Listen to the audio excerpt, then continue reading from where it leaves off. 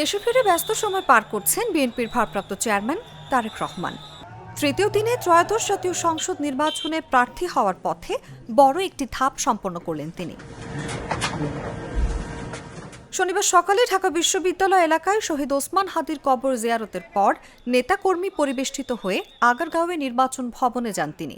সেখানে তিনি ভোটার হিসেবে নিবন্ধিত হওয়া ও জাতীয় পরিচয়পত্র পেতে প্রয়োজনীয় কাজ সারেন। নির্বাচন ভবনের পেছনে অবস্থিত নির্বাচনী প্রশিক্ষণ ইনস্টিটিউট ভবনের নিচ তলায় একটি কক্ষে প্রবাসী ও গুরুত্বপূর্ণ ব্যক্তিদের এনআইডি সংক্রান্ত সেবা দেয়া হয়ে থাকে। ওই কক্ষে গিয়ে ছবি তোলা, 10 আঙুলের ছাপ দেয়া, চোখের আইরিশ ও স্বাক্ষর করার কাজ করেন তারেক রহমান। এ সময় নির্বাচন কমিশন সচিব আক্তার আহমেদ উপস্থিত ছিলেন। জানা গেছে, ঢাকা 17 আসনের গুলশান এলাকার ডিএনসিসি 19 নম্বর ওয়ার্ডের ভোটার হবেন তিনি। এর আগে এই ওয়ার্ডের ভোটার হতে অনলাইন ফর্ম পূরণ করেন তারেক রহমান ও তার মেয়ে জাইমা রহমান।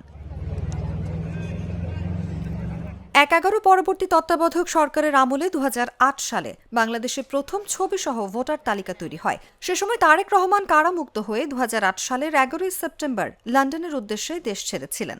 বিদেশে থাকায় তখন ভোটার তালিকায় তিনি অন্তর্ভুক্ত হওয়া হয়নি। অবশেষে 17 বছর পর দেশে ফিরে দেশের নাগরিক তালিকায় নাম লেখালেন এই নেতা।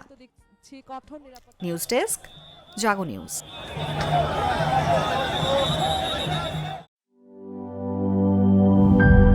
গ্লিটারের টুইন লেমন ও অ্যান্টিব্যাকটেরিয়াল ফর্মুলা বাসনকে চকচকে জীবাণুমুক্ত করে আমাদের দেয় গ্লিটার গ্যারান্টি।